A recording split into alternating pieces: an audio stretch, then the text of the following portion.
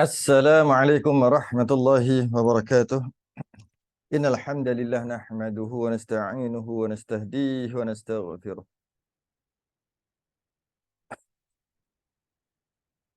Wa na'udzu billahi min shururi anfusina wa min sayyiati a'malina man yahdihillahu fala mudilla lahu wa man yudlil fala hadiya lahu. Asyhadu an la ilaha illallah wahdahu la syarika lahu. Wa asyhadu anna sayyidana Muhammadan 'abduhu wa rasuluhu. Allahumma shalli wa sallim wa barik ala sayyidina محمد الفاتح لما أغلق والخاتم لما سبق ناصر الحق بالحق والهدي إلى صراطك المستقيم صلى الله عليه وعلى آله وأصحابه حق قدره ومقداره العظيم. اللهم نور بالكتاب بصري وأطلق بلساني واشرح بصدري واستعمل به جسدي بحولك وقوتك فإنه لا حول ولا قوة إلا بك. سبحانك لا علم لنا إلا ما علمتنا إنك أنت العليم الحكيم. ولا حول ولا قوة إلا بالله العلي العظيم. أما بعد. Alhamdulillah. Sambung kitab Risalah Tauhid. Muka surat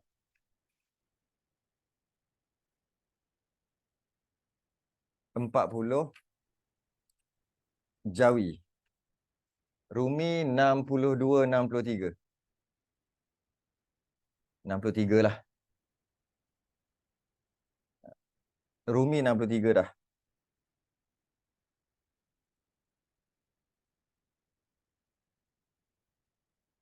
Jawi 40. Baik. Kita berhenti yang ke-7, ke-8, ke-9 dan ke-10. Dalil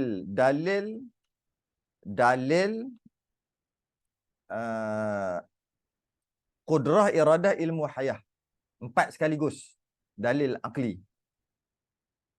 Qala al-musannif rahimahullahu ta'ala wa nafa'ana wa iyyakum bi'ulumihi fid darain. Amin ya rabbal alamin. Yang ke-7, yang ke-8, yang ke-9, yang ke-10. Qudrah, iradah, ilmu, hayah. Sebelum ni kita bincang berkaitan dengan wujud, qidam, baqa', mukhalafatuhu lil hawadith, dalil qiyamuhu binafsih, dalil wahdaniyah. Habis kat situ. Masuk kita dalil qudrah, iradah, ilmu, hayah. Sekaligus semua. Bagi Allah Ta'ala itu, iaitu jika tidak ada satu daripada 4 sifat tersebut, jika Allah tidak ada satu daripada 4 sifat tersebut, qudrah, kuasa, iradah, ketentuan atau kehendak, ilmulah pengetahuan, hayah tu hidup. 4. Ya. Bagi Allah Ta'ala, jika iaitu tak ada salah satu daripada 4 tadi, tak ada qudrah, tak ada iradah, tak ada ilmu, tak ada hayat, sama ada tak ada 4-4 atau tak ada salah satu je, tak ada salah satu daripada 4 tadi, niscaya tidak ada suatu, niscaya tidak ada suatu daripada segala yang baru. Niscaya tak ada pun makhluk ni. Niscaya tak ada pun alam ni. Niscaya tak, kalau ikut dalil akal tak mungkin akan ada. Dalil akal. Kalau contoh, dia bagi qudrah, iradah, ilmu, hayah. Kita ambil qudrah dulu. Kalau tak ada kederat, tu bahasa. Kalau tak ada kederat, kalau tak ada qudrah, ataupun kalau tak ada kuasa, macam mana nak buat alam ni? Macam mana nak buat makhluk ni? Macam mana nak ada makhluk ni? Logik lah. Okay. Qudrah, iradah, ilmu, hayah. Qudrah. Secara sekali lalunya, logik lah. Memang masuk akal lah. Kalau Allah tak ada salah satu daripada 4 tadi, mesti alam ni tak ada, makhluk ni semua tak ada. Sebagai contoh, kalau Allah tak ada qudrah, kalau Allah tak ada kekuasaan, kekuatan, macam mana nak buat alam ni? Macam mana nak buat alam ni? Tak boleh buat. Bila alam ni tak boleh buat, maka alam ni tak ada. Satu. Yang kedua, iradah. Kehendak ataupun ketentuan. Iradah ni tentu atau hendak? Yalah, bila hendak, bila nak, masa itulah dia tentu. Aku nak dia. Aku nak. Bila nak tu maksud tentulah tu. Tentu. Jadi, kalau Allah tak ada iradah, Allah tak ada kehendak, Allah tak ada ketentuan, macam mana nak ada alam ni? Logik juga. Sebab alam ni penuh dengan, alam ini semuanya adalah kehendak dan ketentuan Allah. Semua. Contohnya, lelaki. Allah tentu lelaki. Allah tak tentukan perempuan. Itu ketentuanlah kehendak Allah lah tu. Jadi kalau kita tengok, apa yang ada makhluk, semua alam ini, semua tak boleh lari daripada iradah ataupun ketentuan. Tentu. Bumi, langit duduk atas, bumi duduk bawah. Semua tentu. Allah yang tentukan. Jika Allah tak ada iradah, maknanya Allah tak ada ketentuan, maknanya Allah tak ada kehendak, macam mana nak ada alam ini? Logiklah. Sebab tu dia sekali dia bahas sekali 4 sifat ni sekali je. Sebab hujah dia sama je. Contohnya ilmu, ke-9 ilmu. Kalau tak ada ilmu, macam mana nak buat alam ni? Yang maha indah ini, macam mana nak buat alam? Ilmu tak ada. Jadi betul lah katanya, jika Allah tak ada salah satu daripada 4 tadi, qudrat, iradah, ilmu, hayah, mesti tak akan ada makhluk, mesti tak akan ada alam. Logik lah. Sebab ilmu, contohnya yang ketiga ilmu, kalau Allah tak ada ilmu, nak buat alam ni macam mana? Nak buat ni kena ada ilmu. Nak buat sekecil-kecil, telefon ni sekecil-kecil pun, nak ada ilmu. Nak buat remote ni pun, mesti kena ada ilmu. Nak buat mouse ni pun, mesti ada ilmu. Itu kecil. Ini alam cakrawala. Mestilah ada ilmu. Jadi, benarlah, jika Allah tak ada salah satu daripada 4 ni, maka tak akan ada alam. Qudrah, iradah, ilmu. Kemudian hayah, hidup. Macam mana Allah nak buat satu alam yang dalam alam ni penuh dengan kehidupan, sedangkan Allah sendiri mati, tak hidup? Tak logik. Maka benarlah 4 in 1. Jadi 4 dalam satu hujah. Iaitu yang ke-7 dalil qudrah, yang ke-8 dalil iradah, yang ke-9 dalil ilmu, yang ke-10 dalil hayah. Bagi Allah Ta'ala itu, iaitu jika tidak ada salah satu daripada 4 tadi, yang tersebut itu, niscaya tidak ada suatu pun daripada segala yang baru. Yang baru tu makhluk lah. Maka tak adalah semua makhluk, tak adalah alam ini. Logik lah, masuk akal lah. Masuk akal lah kan? Okay. Tetapi tidak ada sesuatu tetapi tidak ada sesuatu Allah, ramainya baru masuk. Tetapi tidak ada sesuatu daripada segala yang baru ni mustahil, kerana sudah ada. Tu ayat dia tu. Tak ada sesuatu, kalau tak ada makhluk, tak ada alam ni mustahil. Kenapa tak ada alam ni mustahil? Sebab kerana sudah ada. Kerana alam ni dah ada. Kita ni alam lah, meja, rumah, bumi, langit, bintang, bulan, matahari. Semua tu alam lah. Semua tu makhluk lah. Jadi, maka mustahil lah sebab makhluk tu dah ada.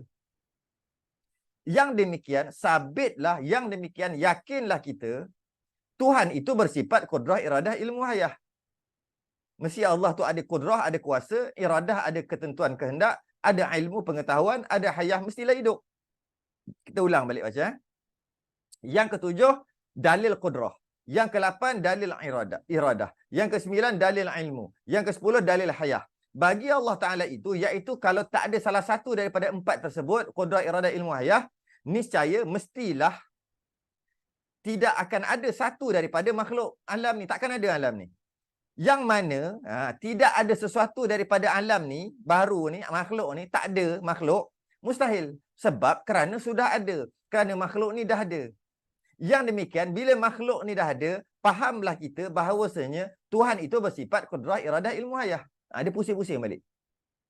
Sebenarnya kita dah pernah bahas ni dalam masalah sebelum ni. Masalah qudrah, iradah, ilmu, hayah kita dah pernah bahas. Jadi, macam mana boleh kita kata Allah itu mempunyai qudrah, iradah, ilmu dan hayah? Allah ada kuasa, Allah ada ketentuan kehendak, Allah ada ilmu pengetahuan, Allah ada hayah, Allah itu hidup. Macam mana boleh kita yakin? Kerana kalaulah Allah tak ada salah satu daripada 4 tadi, mesti tak ada kita, mesti tak ada alam ni. Tapi alam ni dah ada. Bila alam ni dah ada, automatiklah yang menjadikan tu bersifat kudrah iradah ilmu hayah. Senya dihimpunkan 4 sifat itu dengan satu dalil akli. 4 sifat tadi dengan satu dalil akli saja. Dah memadai, dalil akal. Pakai akal je, tak payah pakai Al-Quran lagi. Pakai akal je, dah boleh kata dah. Allah itu mesti bersifat kuasa, ketentuan, kehendak, berilmu dan hidup. Mesti. Mesti. Pakai akal je pun dah tahu dah. Tak payah pakai Quran, pakai akal je. Kalau Quran tak turun pun pakai akal aja. Boleh kata yang mencipta kita adalah mesti kudrah iradah ilmu hayah. Mesti kuasa berkehendak ketentuan ilmu pengetahuan dan hidup. Macam mana? Ada Sanya dihimpunkan 4 sifat itu dengan satu dalil akli. Satu dalil akal saja. Bersuatu yang lazim atas nafinya. Bersuatu yang lazim atas nafinya. Kita baca dulu. Iaitu tidak ada suatu daripada alam. Maknanya, satu aja dalil Allah itu bersifat kudrah iradah ilmu hayah dengan satu dalil yang sama. Iaitu tak ada alam ini. Kalau Allah tidak bersifat kudrah, alam ni tak ada. Kalau Allah tidak bersifat iradah, alam ni tak ada. Kalau Allah tidak bersifat ilmu, alam ni tak ada. Kalau Allah tidak hidup, hayah, alam ni tak ada. Sama je. Jadi kita gabung sekali lah dia kata. Sebab tu dia kata, bersuatu, bersepakat, yang lazim atas nafinya. Sama je hujah penafian tu. Sama je. Iaitu, kalau Allah tak ada kudrah, tak boleh jadi alam ni. Sama je. Kalau Allah tak ada iradah, tak boleh jadi alam ni. Itu dia panggil bersuatu yang lazim atas nafinya. Kita nak menafikan bahawa dia kata, Allah ni tak ada kudrah, Allah ni tak kuasa. Kita nak menafikan. Kita nafikan dengan apa? Kita nafikan dengan, kalau tak ada, Allah tak ada kuasa, tak ada kudrah, tak ada kekuatan, macam mana nak jadi alam ni? Tu nafinya. Samanya nafi. Ya ke? Kalau macam tu tak apalah. Allah itu tak ada iradah, tak ada kehendak, tak ada ketentuan. Tak tentukan. Tak boleh juga kita kata. Kalau Allah tak tentukan, macam mana nak ada alam ni? Macam sama je tadi. Tak ada kuasa, macam mana nak jadi alam ni? Tak ada iradah, tak ada ketentuan, macam mana nak jadi alam ni? Kenapa pula? Alam ini penuh dengan ketentuan. Okeylah, yalah. Dia kata, okeylah. Ilmu lah. Allah ni memanglah buat. Memang Allah ada ketentuan. Memang Allah kuasa untuk buat. Tapi Allah tak ada ilmu. Hujah yang sama pakai. Kalau Allah tak ada ilmu, macam mana nak ada alam ni? Hujah yang sama juga. Ya. Dengan nak buat ilmu ni penuh dengan nak buat alam ini penuh dengan ilmu. Kalau tidak, macam mana nak buat alam ini? Okey, yalah. Dia kata, tapi Allah memang jadikan Allah berilmu, Allah tentu dan sebagainya. Tapi belum tentu Allah hidup. Allah tak ada sifat hayah kot. Allah tak hidup kot. Kalau Allah tak hidup, macam mana dia nak buat yang hidup? Yang hidup, dia tak hidup, dia mati, dia boleh buat yang hidup. Mustahil. Maka, kalaulah Allah itu tak hidup, mati, macam mana nak ada alam ni? Hujah sama je. Itu maksudnya. Bersuatu yang lazim atas nafinya. Kita nak menafikan dengan alasan yang sama. Jadi dia himpun sekali 4 sifat ni. Iaitu tidak ada suatu daripada alam. Takkan ada makhluk ni, takkan ada alam ni. Kalau Allah tak ada salah satu daripada 4 sifat tadi. Maka jalan lazim pada kudrah. Maka jalan lazim pada kudrah. Maka penafian pada kudrah. Penafian jika Allah tak ada kudrah. Kita kata Allah bersifat dengan kudrah. Tapi atas jalan nak menafikan kalau orang kata Allah tak ada kudrah. Kalau orang kata Allah itu tidak kuasa. Orang kata Allah itu tidak kuat. Tidak ada kekuatan. Allah itu tidak mampu. Maksud tak ada kudrah lah tu. Kudrah tu ring. Tapi ring tu nisbah manusia. Kekuatan, kekuasaan, kemampuan. Itu kudrah. Jadi, maka jalan lazim atas kudrah bahawasanya apabila ternafi ia, niscaya sabit lawannya iaitu lemah. Jika ternafi kudrah, jika ada orang kata atau kita sendiri kata, na'udzubillah kita kata orang lah kata. Orang kata, ya ke Allah ada kudrah, ya ke Allah kuasa, ya ke Allah kuat, ya ke Allah mampu. Bila kita kata gitu, maknanya kita telah menafikan kekuasaan Allah, menafikan kudrah Allah. Bila menafikan kudrah Allah, dia kata sini, apabila ternafi ya, niscaya sabit lawannya. Mestilah, bila dah nafi kudrah, mestilah Allah itu lawannya. Iaitu kalau kita kata, ya ke Allah tu kuasa. Tak kot. Allah tak ada sifat kudrah kot. Allah tak ada kekuasaan kot. Allah tak kuasa kot. Jika kita kata begitu, maka sabitlah lawannya iaitu lemah. Kata, Ya ke Allah ada kuasa? Tak kot. Maknanya kita kata Allah lemah. Itu maksud sabit lawannya, iaitu lemah. Bila kita nafi kudrah, maka sabit lawannya, iaitu lemah. Ketika itu tidak ada sesuatu daripada alam. Kalau macam tu lemah, macam mana alam nak ada? Bak, dah kona balik di situ. Kalaulah kita kata, ya ke Allah ada kudrah? Ya ke? Tak kot. Allah tak ada kekuasaan sampai macam tu sekali kot. Bila kata gitu, automatik sabit lawannya, iaitu Allah itu lemah lah. Lawan kuat tadi. Lawan kuasa tadi. Bila Allah lemah, dia kata ketika itu tidak ada satu daripada alam. Kalau macam tu alam ni tak ada lah. Sebab lemah mana boleh buat alam? Lemah mana boleh buat alam? Jadi, saya dah susun beberapa rangkap yang sebelum ni pun kita dah bincang. Kita bincang sekali lagi. Yang mana daripada ayat ni, saya buat rangkap untuk mudah faham. Sebenarnya dia tak ada rangkap ni. Kita kalau orang baca, dia faham dah. Tapi orang zaman sekarang, dia payah nak faham istilah-istilah macam tadi. Maka saya buat sendiri rangkap. Rangkap yang tadi juga, sama juga. Dalil akal. Yang kita fardu takdir. Kita konon-kononkan jika Allah begitu, maka. Jika Allah begitu, maka. Jika Allah begitu, maka. Hukumnya, keputusannya. Jika begitu keputusannya, maka. Last sekali, Allah kuasa. Last sekali Allah kuasa. Macam mana? Okay. Daripada perenggan tadi, saya dah buat beberapa rangkap. Dalil akal sifat kudrah. Jika Allah tidak mempunyai sifat kudrah, kalau kita tolak Allah tu ada sifat kudrah, iaitu kekuasaan, kita tolak Allah itu kuasa, niscaya Allah tak mampu nak buat apa-apa. Ni dah ayat moden sekarang lah ni. Jika Allah tak ada sifat kudrah, jika Allah tidak ada kekuasaan, maka Allah tak mampu nak buat apa-apa. Sebab tak kuasa kan? Tak mampu. Jika Allah tidak mampu nak buat apa-apa, niscaya Allah tak berkuasa. Jika Allah tak berkuasa, maknanya Allah lemah. Bila Allah itu lemah, niscaya tak boleh buat alam ini. Jika Allah tak boleh buat alam ini, maka alam ni tak ada lah. Tak boleh buat. Hukum alam ni tak ada adalah mustahil. Sebab alam ni dah ada pada pandangan mata kita. Ni kita ni alam ni. Semua ni alam. Semua alam. Okay. Nyata daripada adanya alam ini, tentulah Allah menciptanya dengan kuasa. Nyata daripada Allah mencipta dengan kuasa tadi, tentulah Allah bersifat dengan kudrah. Sebab kudrah itu kuasa. Itulah kesimpulan daripada perenggan tadi. Sanya dihimpunkan 4 sifat. Bukan yang tu. Maka jalan lazim pada kudrah, jalan lazim pada kudrah, bahawasanya apabila ternafi ia, ternafi kudrah. Kalau katalah Allah tak ada kudrah, niscaya sabit lawannya, maka Allah lemah. Ketika itu tidak ada satu daripada alam. Kalau macam tu alam ni tak ada lah. Sebab kita tak nafikan kekuasaan Allah. Kita nafikan Allah itu ada kudrah. Bila kita nafikan Allah bersifat kudrah, maka sabitlah lawannya. Maka Allah itu lemah lah. Automatiklah Allah itu lemah. Sebab kita kata, kita tolak kekuasaan Allah. Allah tidak kuasa, kita kata. Maka automatik Allah lemah. Bila Allah lemah, tak bolehlah buat alam ni. Saya sambung lagi. Kalau tak boleh buat alam ni tak ada. Kalau alam ni, hukum alam ni tak ada, mustahil. Sebab alam ni dah ada.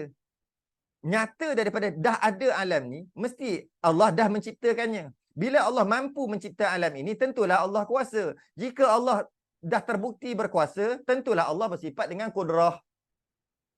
Ini cara nak faham. Dalam perenggan tadi, mari kita masuk yang seterusnya.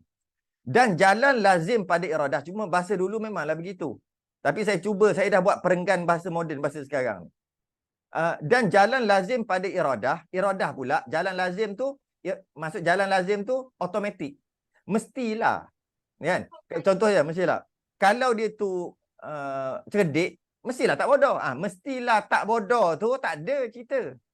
Dia tu bodoh, mestilah tak cerdik. Dia tu kaya, mestilah tak miskin. Mestilah tu jalan lazim dia panggil. Jalan lazim.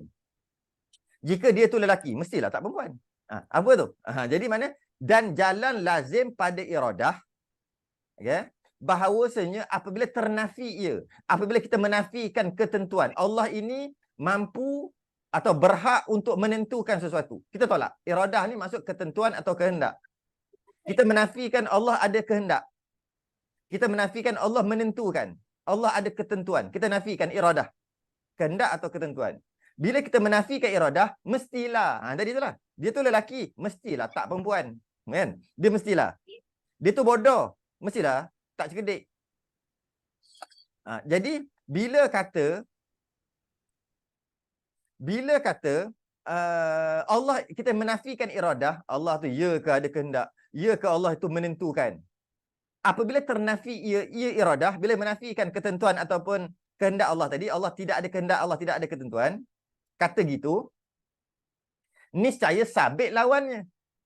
Mestilah lawannya. Apa lawannya? Mestilah Allah itu lawannya. Lawan iradah tadi. Apa lawan iradah? Iaitu dengan makna tidak ada kehendak. Tidak ada kehendak, tidak ada tentu, tak boleh nak tentukan, tak tahu apa, blur gitu aja. Blur aja. Tak reti. Tak tenti nak tentu pun. Nak tentu apa-apa. Nak kata lelaki perempuan nak tentukan bumi ada berapa biji, planet ada berapa biji, nak pusing macam mana, pusing berapa kali, matahari nak buat ke tidak, matahari panas macam mana, satu. Tak ada lah. Sebab Allah tak ada iradah. Bila tak ada iradah, tak ada ketentuan lah. Okay? Bila menafikan iradah, menafikan ketentuan dan kehendak Allah, niscaya sabit lawannya. Mestilah Allah lawan daripada iradah. Iaitu tiada kehendak dan tiada ketentuan. Dan apabila sabit lawannya, apabila Allah tu tak ada kehendak, tak erti nak tentukan, dengan makna ini, niscaya ternafi kudrat. Mesti Allah tak ada kudrah juga. Kenapa pula? Nanti kita bahas. Kerana bahawasanya, kudrah cawangan daripada iradah. Kudrah ni, kuasa-kuasa untuk buat ni, dia daripada iradah. Iaitu bila nak, barulah buat. Jadi kalau nak tak ada, buat pun tak ada. Kalau nak tak ada, kudrah pun tak ada. Kalau iradah tak ada, kudrah pun tak ada automatik. Sebab bila ada nak tu yang buat tu, bila ada kehendak, ada ketentuan, baru buat. Buat tu baru kudrah. Itu dia kata cawangan, kudrah itu cawangan daripada iradah pada pandangan akal. Pada faham-faham akal kita je untuk faham. Dan apabila ternafi kudrah, apabila maknanya kalau Allah tak ada iradah, maknanya tak ada kudrah. Kalau Allah tak ada kehendak ketentuan, maknanya Allah juga tak berkuasa. Bila Allah tak berkuasa, dia kata ternafi kudrah, bila Allah tak berkuasa, niscaya sabit lawannya iaitu lemah. Bila tak ada kuasa, maka lemah. Ketika itu tidaklah ada satu daripada alam ni. Kalau Allah lemah, nak buat alam macam mana? Dia kona balik ke situ. Jadi, saya buat satu rangkap dalil akal sifat iradah.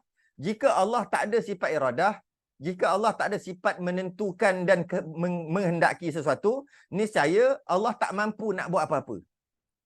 Sebab tak ada kehendak. Tak ada kehendak, maka tak mampulah nak buat apa-apa. Yang kata boleh buat bila nak. Tiba-tiba tak ada kehendak. Tak tahu pun, tak ada kehendak. Bila tak ada kehendak, taklah buat apa-apa. Okay? Tak mampu nak buat apa-apa.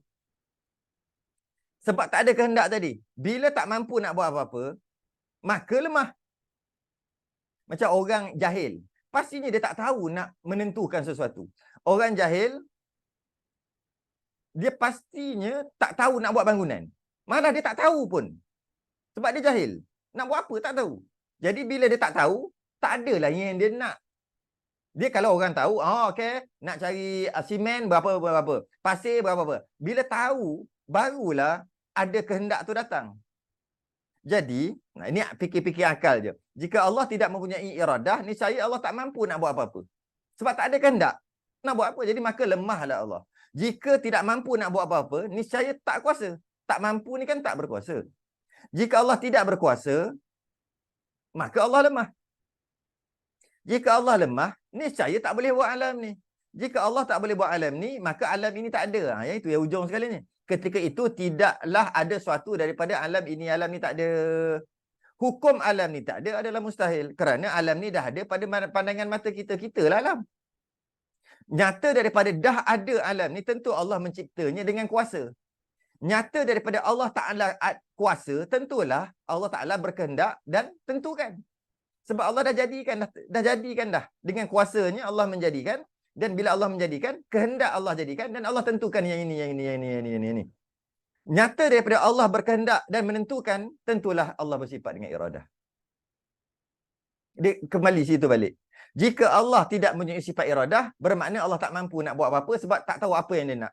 Maka lemahlah Allah. Jika Allah tidak mampu buat apa-apa, niscaya Allah tidak berkuasa. Jika tidak berkuasa, niscaya lemah. Bila lemah, tak boleh buat alam ini. Jika tak boleh buat alam ni tak ada. Hukum alam ni tak ada adalah mustahil kerana alam ni dah ada. Nyata daripada dah ada alam ni, tentulah Allah yang ciptanya dengan kuasa. Nyata daripada Allah Ta'ala kuasa mencipta alam ni yang dah ada, tentulah Allah kehendak dan Allah tentukan. Nyata daripada Allah kehendak dan menentukan, tentulah Allah bersifat dengan iradah.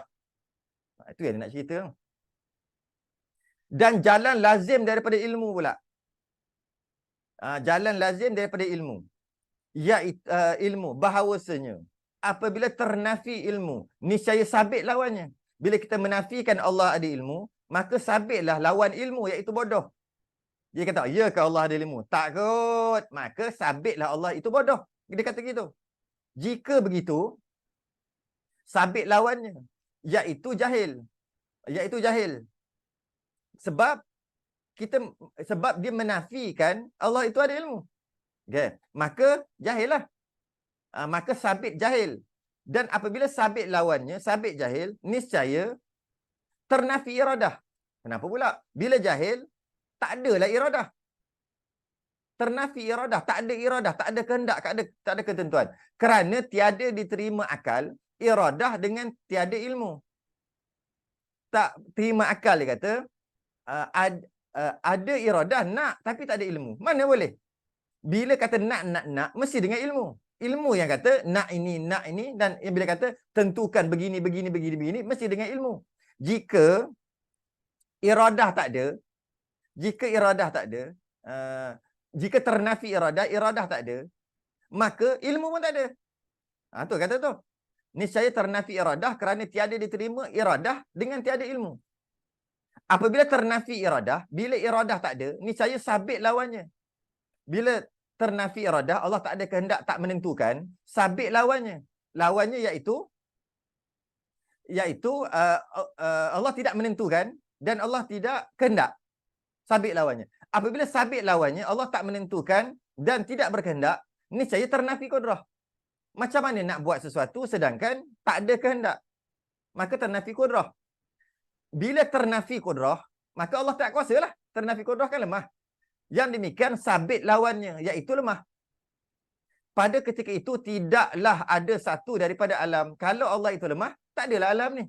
Dia berhenti kat situ. Saya sambung lagi. Macam mana? Kalau orang dah faham, dah faham dah ni, dah faham nak cerita apa ni. Jika ni ayat yang saya buat sendiri. Jika Allah tak mempunyai sifat ilmu, niscaya Allah jahil. Jika kita tolak sifat ilmu Allah, maka Allah jahil. Jika Allah jahil, niscaya Allah tak ada iradah. Tak ada kehendak, tak ada ketentuan. Orang jahil pastinya tak tahu dia nak tentukan apa. Jadi jika Allah Ta'ala jahil, niscaya tiada iradah. Jika tiada iradah, tak ada kehendak, tak ada ketentuan dalam menentukan, niscaya tak mampu nak buat apa-apa. Tak boleh buat apa-apa lah, tak ada kehendak, tak ada ketentuan, tak boleh buat apa-apa sebab lemah. Jika tak mampu buat apa-apa, tidak mampu buat apa-apa, maka tidak berkuasa. Bila tak mampu buat apa-apa, tak berkuasa lah. Bila tidak berkuasa, maknanya tak boleh buat alam ini. Jika tak boleh buat alam ni, niscaya alam ni tak ada. Hukum alam ni tak ada mustahil kerana alam ni dah ada kan pada pandangan mata kita. Nyata ada alam ini, tentulah Allah telah menciptanya dengan kuasa, dengan kekuasaannya. Nyata daripada Allah Ta'ala telah berkuasa mencipta alam ini dengan kekuasaannya, tentulah Allah ada kehendak dan menentukan. Sebab kan berkuasa untuk ciptakan menentukan yang mana satu, yang mana satu. Nyata daripada Allah Ta'ala berkehendak dan menentukan, tentulah Allah tidak jahil. Sebab nak tentukan mana boleh jahil. Nyata bila Allah Ta'ala tidak jahil, tentulah dia bersifat dengan ilmu. Tak jahil tu mesti ilmu. Tu cara faham. Dan jalan lazim pada hayah, hidup pula. Macam mana? Jalan lazim pada hayah. Bahawasanya apabila ternafi ia, niscaya ternafi kudrah. Bila ternafi ia hayah. Kata, ya ke Allah ni hidup? Tak kot. Kita nafikan Allah ni hayah. Allah ni ada sifat hayah ataupun Allah ni hidup. Nafikan. Niscaya automatik ternafi kudrah. Automatik Allah tak berkuasa. Bukan tak kuasa je. Ternafi kudrah, iradah. Salah ni. Rumi salah ni. Rumi salah ni. Bukan alam ni. Bukan. Kalau saya tengok yang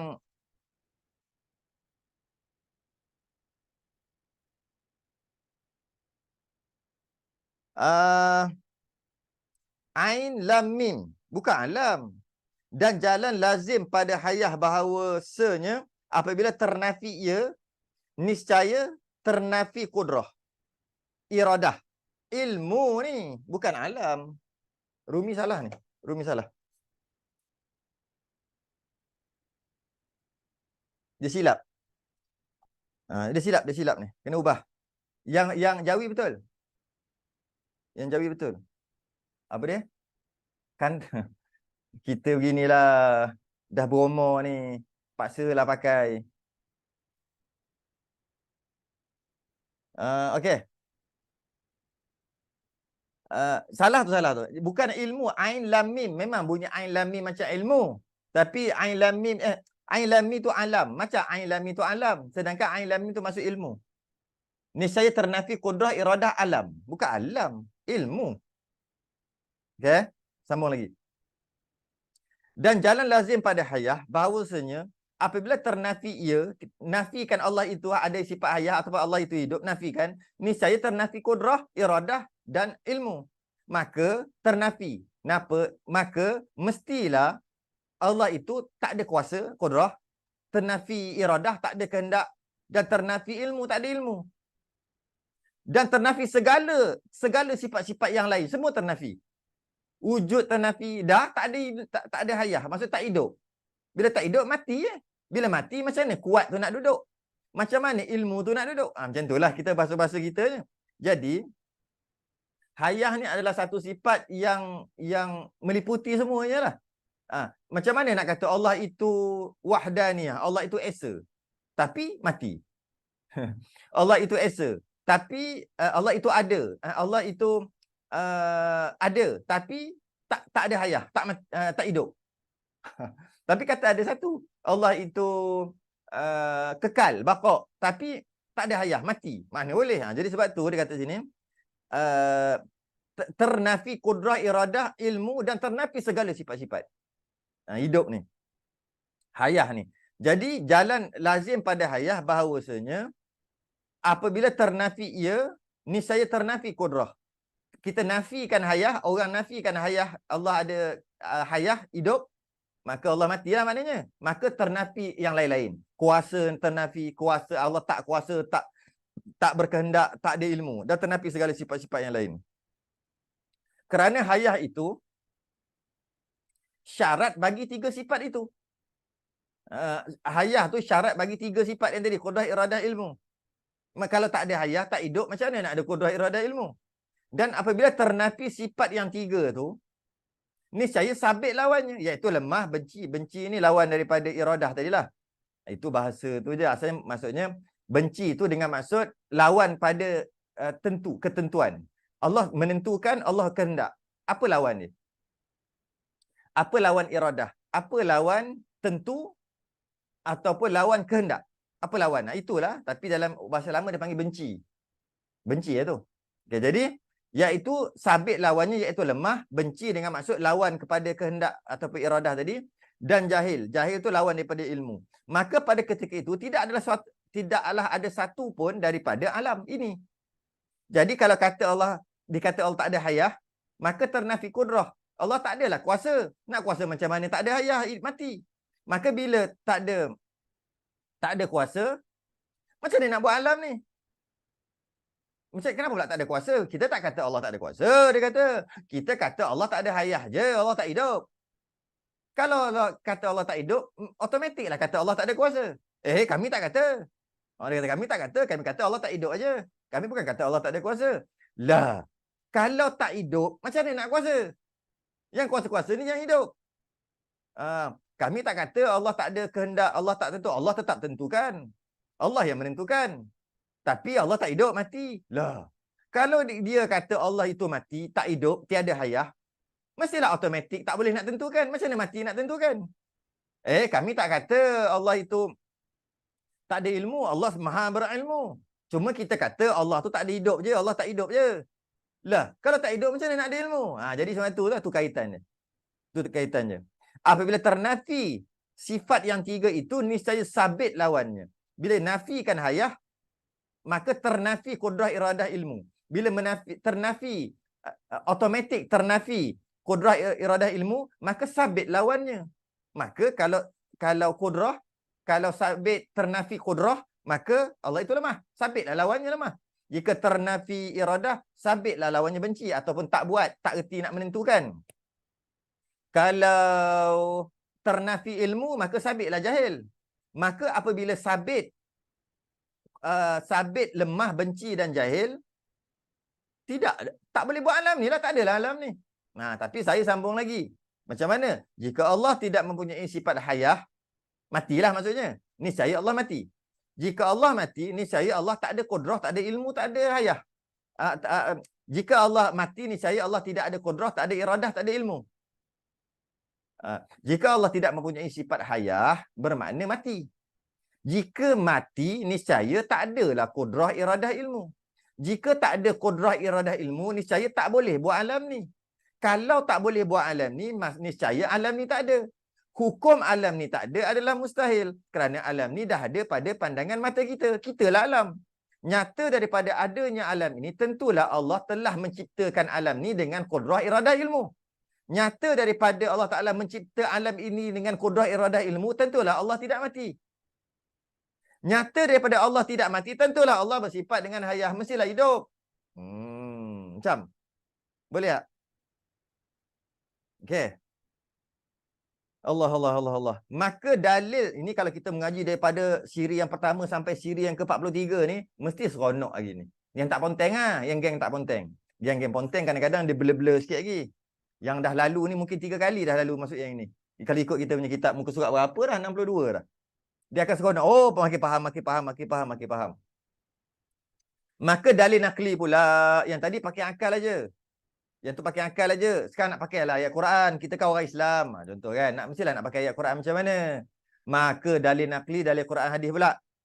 Sifat kudrah iaitu nahnu qaddarna bainakumul maut. Surah Al-Waqi'ah. Artinya, kitalah yang berkuasa menetapkan mati di antara kamu. Kita tu maksud nahnu, kamilah. Ayat biasa dalam Quran terjemahan kita kamilah. Dalam kitab kita, kitalah. Maksudnya Allah lah. Allah yang berkuasa menetapkan mati di antara kamu. Allah yang berkuasa untuk mematikan. Berkuasa lah tu. Benar kan Allah berkuasa. Dalil bagi sifat iradah, innama amruhu idza arada syai'an an yaqula lahu kun fayakun. Artinya, hanya saja pekerjaan Allah Ta'ala apabila Allah kehendak akan sesuatu. Mana Allah nak lah tu. Allah kehendak akan sesuatu, berkata ia kepadanya, jadilah engkau, maka jadilah ia menurut bagaimana yang dikehendakinya. Maknanya, Allah berkehendak lah. Allah ada sifat iradah lah. Itu dalil Quran. Dan dalil nakli bagi sifat ilmu, iaitu alimal ghaibi wasyahadah. Alimal ghaibi wasyahadah. Artinya, Allah Ta'ala mengetahui akan perkara yang gaib-gaib dan yang tiada gaib. Allah mengetahui. Menandakan Allah ilmu lah. Itu dalil nakli dia panggil. Dalil Quran hadis. Dan dalil bagi sifat hayah iaitu wa tawakkal 'alal hayyil ladzi la yamut. Artinya hendaklah kamu semua berserah, bertawakal kepada Tuhan yang hidup, tiada mati. Tu dalil nakli sifat hayah Allah itu hidup. Sekejap, pukul apa dah? 10? Sempat tak ini? Oh, sempat. Sikit aja ni. Kita boleh habiskan. InsyaAllah. Baik. Kita dah faham dah kaedah tadi. Jadi maka mudah untuk kita faham dalil samak, basar dan kalam. Sebab kita belum sejam lagi. Baru 45 minit. Baru 45 minit. Jadi dia tak lebih sejam. Okay. Mana ada 15 minit lagi. Boleh lagi kita masuk. Dalil 3 lagi. Dalil ke-11, ke-12, ke-13. Fardu Ain. Yang lebih 14, 15 sampai 20 fardu kifayah. Yang ke-11. Dalil sama' yang ke-12. Dalil basar yang ke-13. Dalil kalam. Gabung sekali juga. Gabung sekali juga. Dan kita pernah bahas sebelum ni dalam masalah sifat sama' basar kalam. Pernah bahas. Bagi Allah Ta'ala itu, kiranya Tuhan tiada bersifat dengan sifat yang tiga, iaitu sama' basar kalam, pukul rata tiga terus. Sebab dia punya hujah sama juga macam tadi. Niscaya kalaulah Tuhan tidak bersifat dengan sifat yang tiga tadi. Allah tak ada sifat sama' basar kalam. Niscaya lazim bersifat lawannya. Automatiklah Allah bersifat dengan lawan, sebab kita dah menafikan Allah tu sama' basar kalam, mendengar, melihat, mendengar dan berkata-kata. Jadi bila kita menafikan Allah itu sama' basar kalam, Allah tu mendengar, Allah itu mendengar, Allah itu melihat dan berkata-kata, niscaya lazim, secara automatiknya bersifatlah Allah tadi dengan lawannya, iaitu kekurangan. Apa lawannya? Iaitu sama', lawannya pekak, tuli. Basar, melihat. Lawannya buta. Kalam, berkata-kata. Lawannya bisu. Jadi, kalaulah menafikan sama' basar atau kalam, maka automatiklah Allah itu kurang. Sama ada kurang tu pekak ke, kurang itu bisu ke, kurang itu buta ke, kuranglah. Sebab buta satu kekurangan, pekak satu kekurangan, bisu satu kekurangan. Niscaya lazim bersifat dengan lawannya, iaitu kekurangan. Bila menafikan sama' basar atau kalam, maka kekurangan bagi Tuhan itu mustahil. Mustahil sebab kita beriktikad bahawasanya Allah bersifat dengan sifat kesempurnaan dan tak ada sifat-sifat kekurangan. Langsung tak ada. Jadi tiba-tiba bila lawan menafikan sama' basar kalam, maka secara automatik kata Allah itu kuranglah, pekak, buta, bisu. Maka kekurangan bagi Tuhan itu mustahil, kerana yang berkehendak kepada yang menyempurnakan kekurangannya itu, sekejap itu.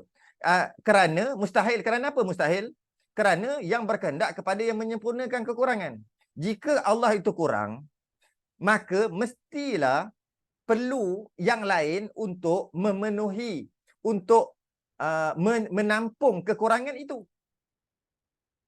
Bila Tuhan itu kurang, maka perlu yang lain untuk menampung kekurangan itu. Itu maksud memerlukan yang lain untuk menampung kekurangan. Kalau Allah itu pekak, perlu yang lain untuk dengarkan untuk Allah. Gitulah.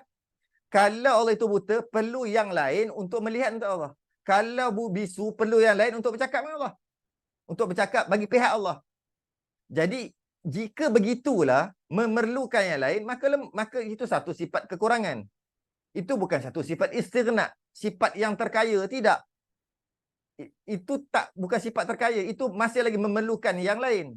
Sedangkan kita tahu Tuhan ni dia tidak memerlukan yang lain, dia mempunyai sifat-sifat kesempurnaan, langsung tak ada sifat-sifat kekurangan. Tiba-tiba dia kata Allah dia menafikan sama' basar kalam. Bila menafikan sama' basar kalam, maka automatik Allah itu kurang, pekak, buta, bisu, kurang. Dan yang mana kekurangan itu mustahil. Kenapa mustahil? Kenapa mustahil? Kerana apabila kurang, mesti memerlukan yang lain untuk menampung kekurangan itu. Itu melazimkan ia baharu.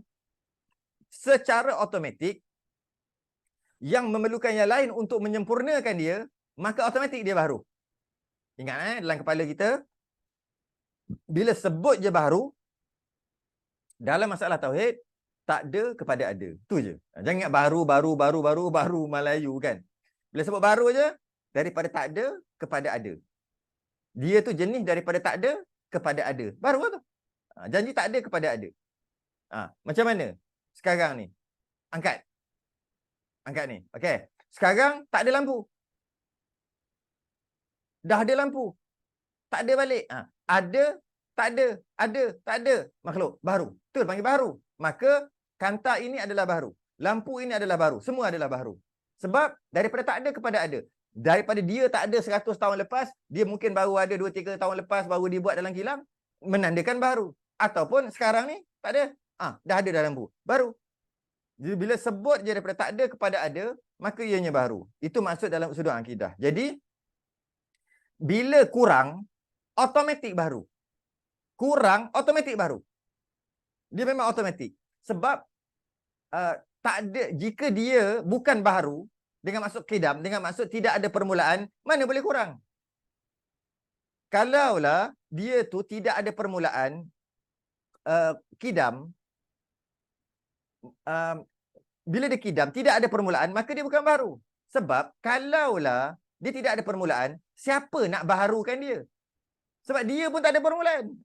Jadi kalau dia itu baharu daripada tak ada kepada ada, maka memerlukan yang lain untuk membaharukan dia. Itu maksud dia tu. Jadi, sebab tu mustahil melazimkan baharu. Bila kurang, automatik baharu. Automatik baharu. Yang berkehendak pula kepada yang membaharukan dia. Yang berkehendak kepada orang yang nak menyempurnakan dia, mencipta dan sebagainya. Maka iaitu mustahil. Mustahil lah. Sebab Allah itu kita dah bahas sebelum ni, qidam. Tak ada permulaan. Okey. Kalau tidak ada permulaan, siapa yang nak menyempurnakan? Kalau Allah itu kurang, siapa nak menyempurnakan? Tak ada lah. Okay? Maka mustahil. Maka sabitlah Tuhan itu bersifat samak, basar dan kalam. Saya buat ayat sikit. Jika Allah tidak mempunyai sifat samak, basar, kalam, niscaya Allah tuli, bisu dan pekak. Tuli, buta dan bisu. Jika tidak mempunyai sifat, jika menolak sifat samak, basar, kalam Allah, niscaya dia mengatakan Tuhan itu tuli, buta dan bisu. Jika Tuhan itu tuli, buta dan bisu, niscaya dia bersifat kekurangan lah. Jika diri sendiri pun tuli, buta, bisu, pun dia tak mampu nak macam mana dia nak mampu nak buat alam? Dia sendiri pun buta, bisu, pekak. Itu adalah satu sifat kekurangan. Bila kurang, macam mana dia nak buat alam ini? Jika dia bersifat dengan kekurangan, niscaya dia memerlukan yang lain untuk menyempurnakan. Jika dia memerlukan yang lain untuk menyempurnakan, maka ianya baharu. Automatik baharu. Jika ianya baharu, memerlukan yang membaharukan. Jika Allah Ta'ala memerlukan yang membaharukan, maka ternafi semua sifat-sifat ketuhanan yang lain. Ternafilah semua sifat ketuhanan lain. Sebab dia memerlukan yang membaharukan. Maka bila dia memerlukan yang baharukan, ternafi sifat qidam, baqa', semua ternafi. Jadi, dalil samak, basar, kalam ni, dia kita dapat faham daripada sifat kekurangan. Dalil samak, basar, kalam, jika menafikan samak, basar, kalam, maka sabitlah, automatiklah Allah ini kurang. Bila kurang, maknanya lemah. Dia ke situ. Bila lemah, tak kuasa. Bila tak kuasa, maknanya tak ada kuasa. Bila tak kuasa, maknanya tak boleh nak cipta alam ni. Bila tak boleh nak cipta alam ni tak ada. Bila alam ni tak ada, hukum alam ni tak ada, mustahil alam ni dah ada. Nyata daripada adanya alam ni, Allah telah mencipta alam ini. Bila Allah telah mencipta alam ini, mesti Allah punya sifat-sifat kesempurnaan. Antara sifat kesempurnaan adalah samak, basar, kalam. Adapun sebab dihimpunkan sifat yang tiga itu pada satu dalil, kerana bersuatu lazimnya, alasannya satu je, tatkala ternafi sifat itu, melazimkan sifat kekurangan pada Tuhan. Tiga tu. Kenapa? Kalau menafikan sifat samak mendengar Allah, kenapa? Maka bila pekak, kurang. Bila kurang, Tuhan apa kekurangan? Gitu. Lepas tu pula, kalau buta-buta. Kalau Allah tolak sifat basar, maknanya Allah itu buta. Buta maknanya kurang. Bila kurang, Tuhan apa kurang? Kalam. Tolak sifat kalam. Allah itu bisu. Habis tu, kalau Tuhan tu bisu, maknanya kurang. Tuhan apa kurang? Kan alasannya sama, iaitu kurang. Bila kurang, ada pula Tuhan ni tak kurang. Tiba-tiba Tuhan mempunyai sifat kekurangan. Sebab tu ada satu dalil. Dalil nakli bagi sifat samak iaitu innani ma'akuma asma'u wa ara. Bahawasanya aku bersama kamu berdua. Hai Musa dan Harun, aku dengar dan aku lihat. Dan dalil nakli basar, wallahu basirum bima ta'malun. Dalil Quran. Allah Ta'ala amat melihat dengan barang yang kamu perbuat. Surah Al-Hujurat ayat 18. Dan dalil naqli bagi sifat kalam iaitu wa kallamallahu Musa taklima. Allah telah bercakap dengan Musa dengan cakap yang sungguh-sungguh, cakap yang sempurna. Ini dalil ayat Quran hadis. Yang tadi dalil akal. Adapun dalil sifat maknawiyah yang kaunuhu tadi tu, yang 7 daripada kaunuhu qadiran sehingga kaunuhu mutakalliman, yang sebab saya kata tadi tu bukan fardu ain tadi tu. Dah 13 dah selesai fardu ain dah. 14 sampai 20 ni pula dia kata, iaitu dalil sifat ma'ani yang 7 daripada qudrah sehingga kalam juga. Dalil yang sama. Sebab tu sebagian ulama kata fardu ain 13 je, bukan sifat 20. Sebab yang 7 akhir tadi tu sama je dengan sifat ma'ani maknawiyah, dalil yang sama. Dia kata kat situ. Maka tak bincang panjang lah. Maka dalil sifat yang mustahil atas Allah Ta'ala, habis kat situ lah. Sifat maknawiyah dia tak terang. Sebab kalau nak cerita Allah kuasa, sama Allah itu bersifat keadaan Allah yang maha berkuasa. Itu juga kita nak cerita tentang kudrah. Kaunuhu qadiran, sama je dengan kudrah. Kaunuhu muridan, sama dengan iradah. Jadi sama aja, cerita yang sama. Jadi dia tak sertakan dalil-dalil sebab dalil tu dalil sama. Maka dalil sifat mustahil pula atas Allah Ta'ala, lawan 20 sifat itu zahir dan terang. Bila kata Allah itu wujud, lawannya yang mustahil iaitu adam, iaitu tak ada. Allah itu wujud, ada. Lawannya tak ada lah. Terang lagi nyata. Tak payah bincang dah, dia kata. Kerana segala lawan yang wajib 20 sifat itu, maka semuanya sifat kekurangan. Maka kekurangan itu mustahil pada hak Allah Ta'ala. Jadi tak payah bincang juga sebenarnya. Sebenarnya dah terbincang dalam 20 tu. Bila kata Allah itu maha melihat, maka yang mustahilnya buta. Jadi buta tu tak payah bincang lah. Dah memang kurang. Bila kurang, mustahil ada kat Allah. Dia kata gitu. Dalil sifat harus Allah Ta'ala menjadikan mungkin ada satu sifat harus lah. Allah ada satu sifat harus, iaitu menjadikan mungkin buat alam ini.